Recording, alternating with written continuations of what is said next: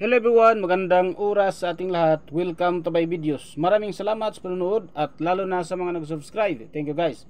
At kung bago ka pa lang dito sa aking videos, huwag kalimutan mag-like, comment, share, and subscribe para updated ka sa aking mga bagong upload na mga videos na mayroong mga gandang kasaysayan at halaga tungkol sa ating mga barya. Guys, ito yung ating coins ngayon guys. Ang 1/2 penny coins ng Australia. Ang Commonwealth na si King George V. Meron taon na 1927. So tapusin lang natin guys ang videos para malaman natin guys ang napakagandang impormasyon tungkol dito sa baryang ito guys ng Australia. The 1927 Australian 1/2 penny is a notable coin from Australia's pre-decimal currency era. Here is the detailed information about these coins. General specification: composition, bronze 97% copper, 2.5% ang zinc, 0.5% ang tin, at may timbang na 5.67 grams. At ang kanyang diameter naman ay 25.5 mm.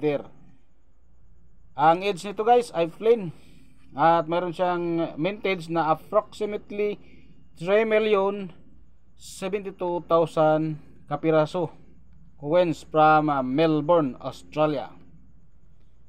The design of these coins in obverse features the crown and ravid bust of King George V facing left, encircled by the inscription George Gibbs the Fifth, DG, Vret, OMN, Rix, FD, IND, IMF.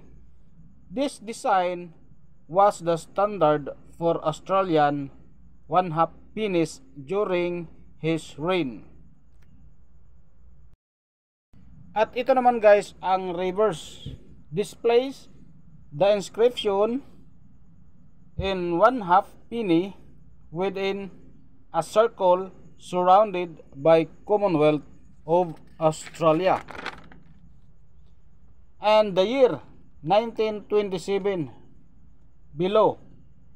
This design was consistent for the half pennies minted between 1911 and 1939. Historical context: the half penny was introduced in 1911 and remained in circulation until 1964, serving as the smallest denomination of the Australian pound. And the collectability and value: the 1927 1/2 penny is relatively common, especially in lower grade. Its value can range from approximately $1 for well-worn examples to over $450 for coins in mint state, depending on a condition and market demand.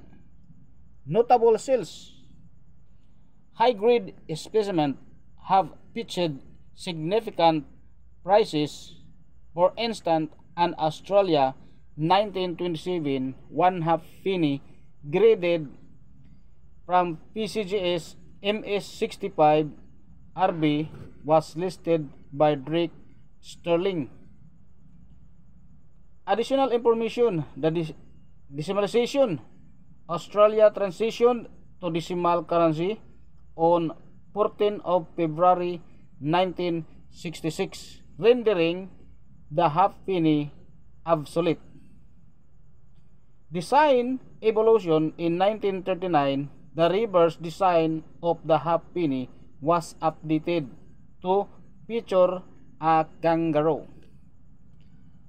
replacing the previous inscription beast design. For collectors, the 1927 Australian half penny offers a glimpse into the nation's numismatics history, reflecting the era's design, aesthetics, and minting practices. At mayroon tayong auction record results nito guys. The 1927 Australian half penny featuring King George V is a notable coin among collectors. Its value varies significantly based on a condition and rarity. Auction records. A 1927 half penny graded MS64 red brown or Minstead 64 red brown sold for $300.13 US dollar. Another examples, graded MS64 BN Minstead 64 brown fetched $161.29 US dollar in October 2018.